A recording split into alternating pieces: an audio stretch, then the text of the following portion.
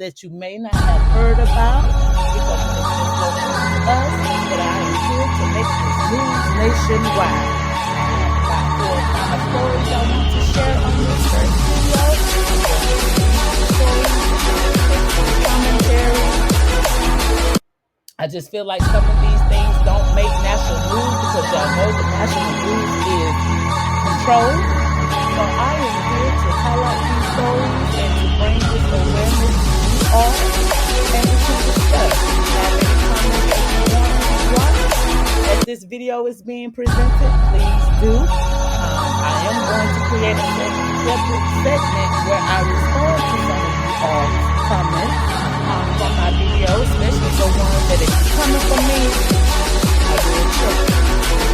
But other than that, it's all fun. I would like to say that everything in these videos is alleged from what I am reading. I'm just bringing the news to you. So don't come for me. Don't shoot the message. I'm just relaying the news as I found these stories to be interesting. All of the perpetrators that are discussed are presumed innocent until proven guilty in a court of law. All right, with all that being said, let's get to the first story of today. 20 people arrested in Jackson County warrant sweep. This is brought to you by Neswsbreak. Photos and credits. Let me give Jackson County their shout out. Okay. A multi-agency law enforcement operation headed by Jackson County Sheriff's Office led to 20 arrests last week during a targeted warrant roundup and crime suppression effort. They cracking down on crime, y'all. They is cracking down on crime. So if you into that crime life, be on the lookout. All right. Throughout the day, deputies alongside partner agencies executed arrest warrants for individuals wanted on a range of charges, according to the Jackson County Sheriff's Office. On the evening of Thursday, May 15, law enforcement focused on traffic enforcement as part of broader crime suppression efforts.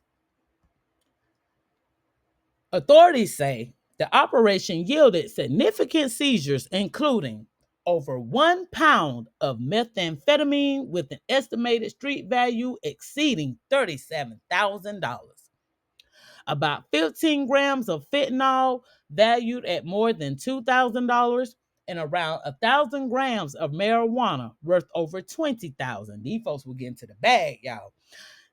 3 firearms, including a sawed-off shotgun, all allegedly recovered from convicted felons.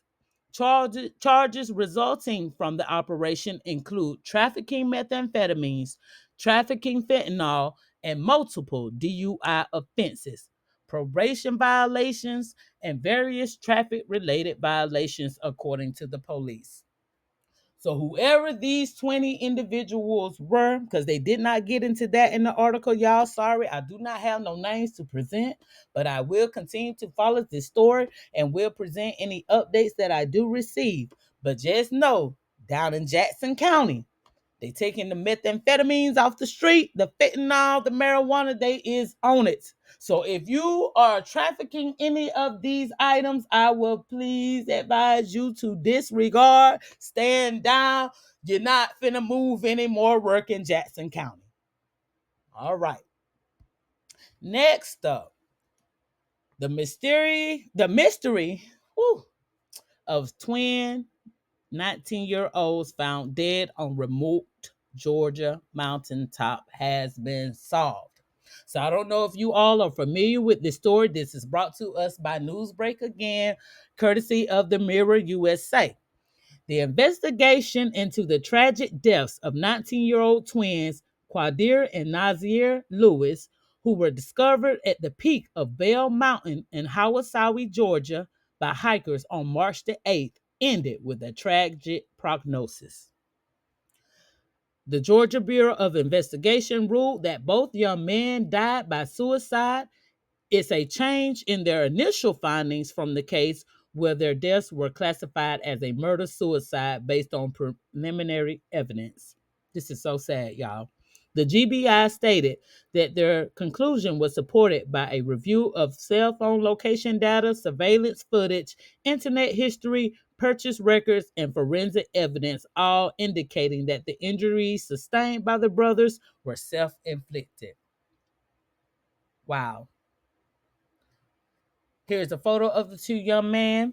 The GBI stated that their conclusion, yes, again, was supported by the cell phone location, data surveillance footage, internet history, purchase records, and forensic evidence. So sad that these young men lost their lives for what we don't know. We don't know why they came to that conclusion, but that is sad. Now, at the time of the initial findings, investigators suggested a murder suicide scenario, an idea that family members vehemently rejected. The twins would not have harmed each other. They had a strong bond, their aunt Yasmin Bronner posted on Facebook in April. Someone took their lives away. The GBI declined to provide further comments. The brothers' family did not respond to CNN's request for comment on Thursday. However, they disputed the GBI's conclusion in a statement posted on Facebook. With We still have questions regarding their investigative findings and feel like their final ruling was rushed and closed too soon. Read the statement on Yasmin Bronner's page. The statement also mentioned that the twins had future plans and did not own a weapon. In an interview with the family, uncertainty remains as to why two aspiring young teens would take their own lives. The boy's uncle, Raheem Bronner, previously mentioned to WXIA, "My nephews wouldn't do this," and pointed out that the boys loved each other. Initially expressing doubt over the suicide theory, Yasmin Bronner thought their aunt, emphasized their future aspirations on a GoFundMe page, stating they wanted so much for their future. They had dreams of starting their very own clothing line. Her attempt to hire an investigator through fundraising page underscores the family's quest for truth. What police found was that on the eve of their discovery, one of the siblings, Nazir, had planned to travel to Boston to meet friends, as per CNN's report. Though he traveled to the airport, officials confirmed that he did not board his flight, but rather returned home to Lawrenceville in the Atlanta area. Further findings by the GPI include evidence like Nazir purchased ammunition used in the gun, which was delivered to his house shortly before he and his brother were last seen together. Moreover, phone records revealed disturbing internet searches for topics such as how to load a gun and suicide rates in 2024, among others. Nevertheless, Aunt Bronner added, "They had a huge support system. We know them. They wouldn't do anything like this. To say they did this to each other, no, something happened in those mountains and we want answers." Now, we all know that up in the mountains, there are strange things that happen, because there was a young man that traveled to the mountains a couple of months ago and was found hanging from a tree. I don't know. This is just a sad story. I hope that the GoFundMe page that the aunt has raised will get her the money that she needs to start her own independent investigation, because sometimes we have to do that to make sure that the law enforcement has done their due diligence in finding all of the facts in the case. But I do wish that family, you know, well, and I sympathize with them, and I want to give my condolences for the loss of these two young men's lives, because 19 years old is just such a young age, and they had so much life ahead of them that it's just so sad to hear about. All right. And sorry if that was a trigger warning for you all, but we have to bring the news. Okay. Next up, we had a body found in Hunted, Georgia waters, made famous by Lady of the Lake, confirmed as missing dad of 5. Now, I did try to put this young man's picture, but I could not, for whatever reason, screen capture his picture and add it to this story. But this is also another tragic drowning at Lake Lanier. I don't know why people still venture to that lake with all of the tragic history of that lake and how many drownings that has occurred at that lake, but people still venture there. Accidents are still happening to this day. All right, the body of a father of five who vanished last week while kayaking on a Georgia lake, long rumored to be haunted, has been discovered underwater, according to reports and authorities. This is also brought to us by the New York Post. It was also on my Neswsbreak.com app. So I'm bringing it to you. All right. Dustin Valencia, 43. In the picture of him, he was a handsome man. I was trying to add the picture in there so people could see, but unfortunately, like I said, I could not get that picture in. But his name was Dustin Valencia. He was 43. He was reported missing Wednesday by his wife after he didn't show up to pick up his children from school, with cops then finding his car parked at Little Ridge Park on Lake Lanier. 11 Alive reported. After an extensive search, a body later determined to be Valencia was found in a cove 51 feet below the surface of the lake on Friday, cops said. Evidence suggested that the devoted father of five and a triathlete had gone kayaking on the lake, but his inflatable raft was nowhere to be seen, according to authorities. A huge search was launched Thursday on land and water with multiple units using drones and specialist marine search equipment. That is sad. So he went kayaking with a triathlete. Well, what happened? Did the triathlete not provide additional information as to what happened on the lake and how this young man drowned? Because that was the end of the story. I didn't have anything else after that um, to add, but I will continue to report on that story if I receive any updates. But that is, again, sad because there is always someone drowning out there at Lake Lanier. Every year, something happens out there. My brother lives near that lake. I've seen that lake. I've rode past that lake. It is a very eerie feeling when you are driving on and past that lake. I have never visited that lake personally. I don't plan to. It's just that town of Oscarville that was there, that was a black thriving town. And those people, they built that lake and flooded that town out. I just feel like nothing good is gonna come of that area. So I stay away from it. All right. Next up, we have these two individuals, Jamie Hennessy and Mary Croft. Harrison County couple arrested after high-speed chase linked to felony shoplifting. This is so sad. This is brought to us by Fox 5 Atlanta News. All right. So on May 18th, Coweta County deputies said two of these residents were in a high-speed chase down Bullsboro and blowing red lights in a run from the law. Investigators say the couple allegedly shoplifted at the Noonan Walmart, left Coweta County, drove to Fayette County, but for some reason returned, not to the scene of the crime, but back to Coweta County, and deputies say that was their mistake. Never go back to the scene of the crime. But they didn't go to the scene of the crime, but why even go to the area? You don't do that. Anyways, county and deputies say that was their mistake. The body camera video shows multiple deputies waiting for the red Audi to roll by on State Road 34, and when it did, they pulled out. They say the Audi sped up.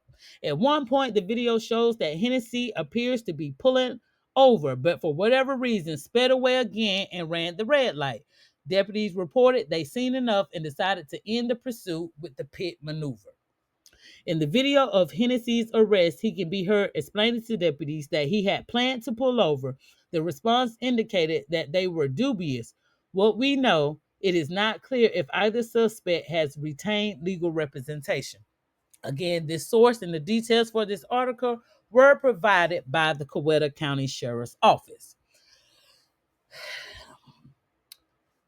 So they stole from the Noonan Walmart and then took the police on a high-speed chase.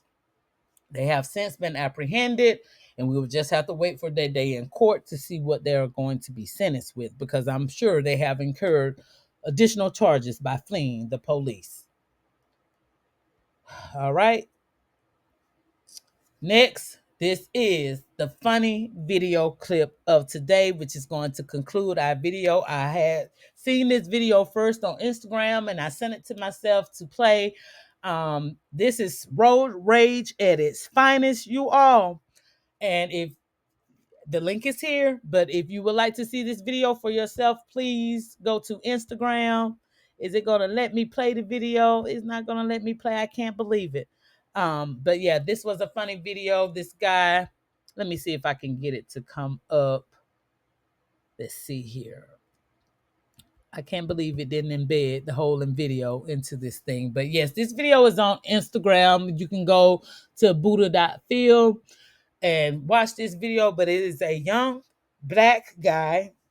Well, I won't say he's young, but it's a black guy and a white guy. The white guy is in his car. The black man was in the truck. Apparently, they got into some kind of altercation, and the black man got out of his truck and proceeded to fight with the young white guy while he was still in his car, foot on the pedal. He's punching the guy while the car is still moving, and they get down to a little ways. He's just following the car, punching the guy, punching the guy, punching the guy. I would probably just upload it on my YouTube page so you guys can see it, because I don't know why it didn't play this clip in here. But I won't say it's necessarily funny. It is kind of funny, but it's just like, come on, y'all. We can't be doing this in public. But the guy eventually, he speeds off, and the black guy goes back to his truck, and then all is well. But it is something to see. So I will try to get that up on my page so you guys can see it for yourself and comment on it. Again, you can. The link is in the next page on my slide, or you can just go follow Buddha.feel on Instagram and take a look at it on his page, because he does his little commentary to it. But it is something to see. Sorry I couldn't play it for you guys here, but I did try to include it. But that's going to conclude my stories for right now. I'll be dropping another video later on today, because I'm piecing some other stories together that I found interesting this week. So just be on the lookout for that. And thank you so much for joining my first video for my channel. And I hope you guys continue to come back to hear some of these stories. Again, I'm your girl, Diamond Duchess ATL. Welcome to my channel. Please be sure to like, follow, and subscribe, and share this video. I'm trying to get to 100 subscribers by the end of June. And if I do reach that goal, I will do my first giveaway. So make sure you stay tuned so you can stay tuned for that. And again, this is your girl, Diamond Duchess ATL, and I'm out. See you all in the next video.